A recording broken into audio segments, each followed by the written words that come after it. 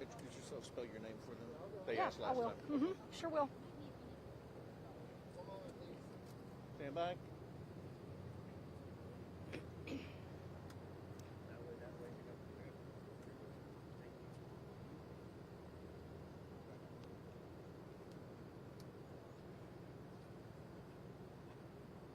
You good, sir? Okay. Everybody good? Are we good? Stand by. Here we go. Good. All right. Good afternoon. I'm Chief Jennifer Gabbert with the Tarrant County Sheriff's Office. That's spelled Jennifer. Last name Gabbert, Gabbert. We are here for an update for you this afternoon. We are glad to announce that our Deputy Tipton, Tipton, Deputy Tipton is doing well and will likely be released from the hospital as early as this evening. He was struck 3 times. It does not appear anywhere life-threatening, and we are glad to hear that he is going to be going home soon. I'm going to introduce to you Sergeant Wagner from the Fort Worth Police Department. She's going to give you an update on the rest of the scene and what has occurred since our last media briefing. Thank you. Can you give us Tipton's first name? Todd, T-O-D-D. Good afternoon. I'm Sergeant Leah Wagner, W-A-G-N-E-R. I know today has been kind of a scary day for everybody in this community.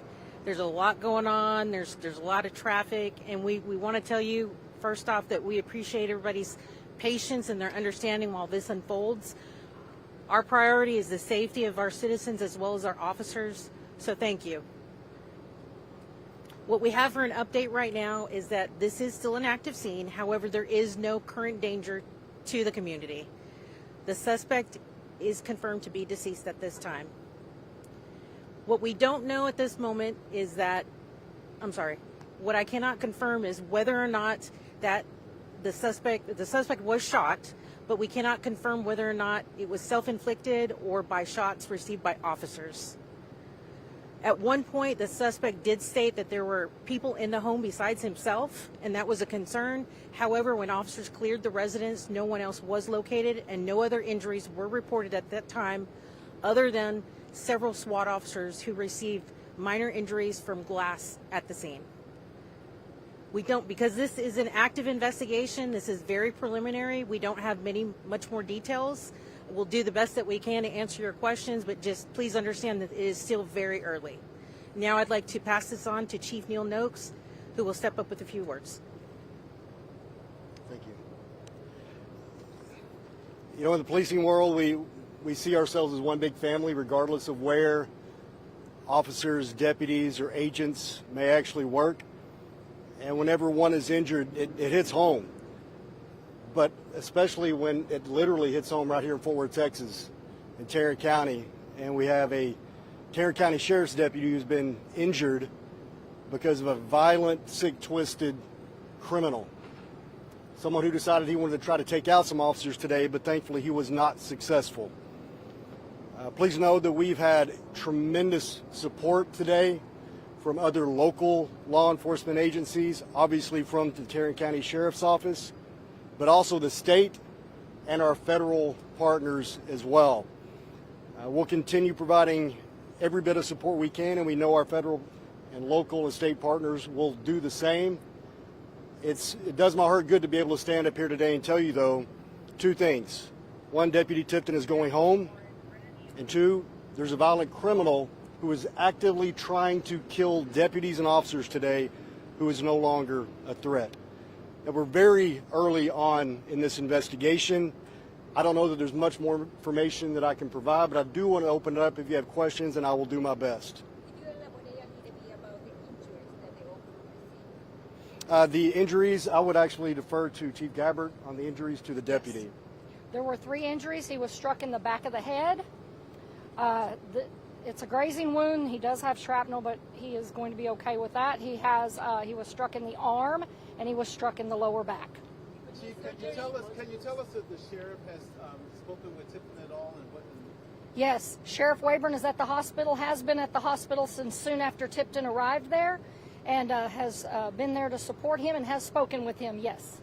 The original charges of these warrants were for things come out of Fort Worth, PD, and Tarrant County. What can you tell us around the original crimes that these warrants were for? I can't confirm the agency. I can tell you that our officers were serving the warrants, and they were 3 felony warrants: sexual assault against child, indecency with a child, sexual contact, and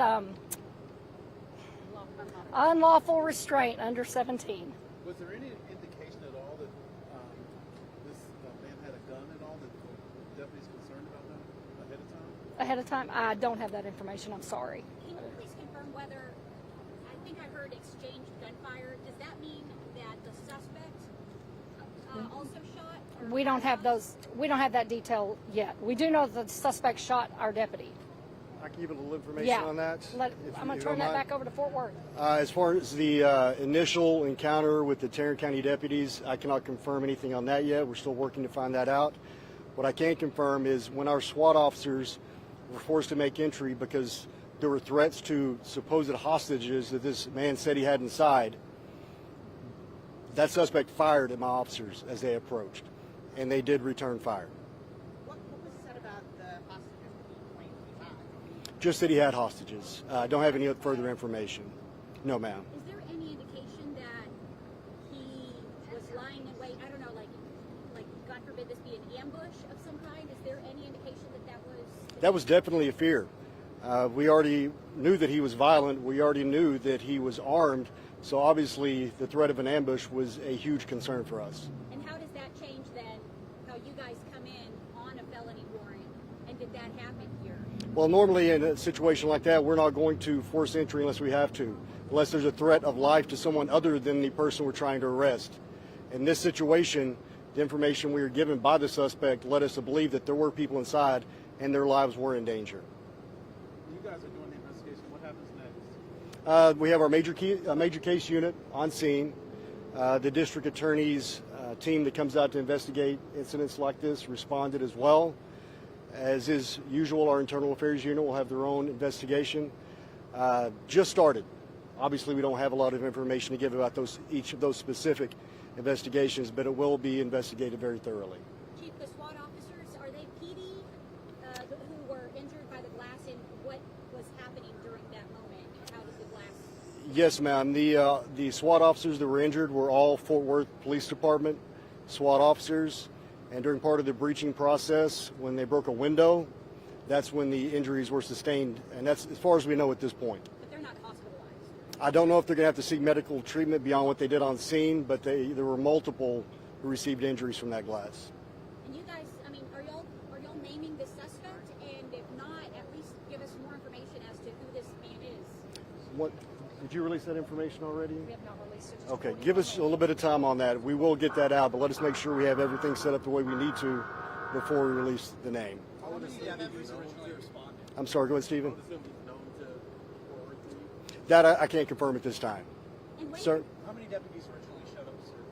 not sure the number of deputies that showed up originally, but we'll get that information out as soon as we when will can. residents be allowed back in, I guess, if you're saying that it's still an active situation, but no danger? Well, initially we had more of the residences cleared out just to make sure citizens were safe, because we didn't know what might happen. As we're making the scene safer and collapsing down the size of that scene, we're letting people back into their homes.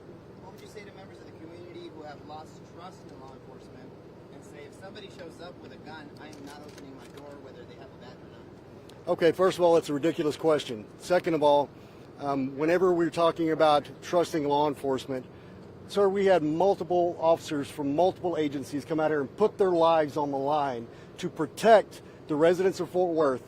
They did their job like true heroes. For those who don't trust us, I wish they'd look at the actions of officers like this that we see every single day. That's my answer, sir. All right, that's it. We're Thank done. you very much, ladies and gentlemen. Thank That's you. it. Any other further, go ahead and send them to policemedia@forwardtexas.gov. We will provide updates.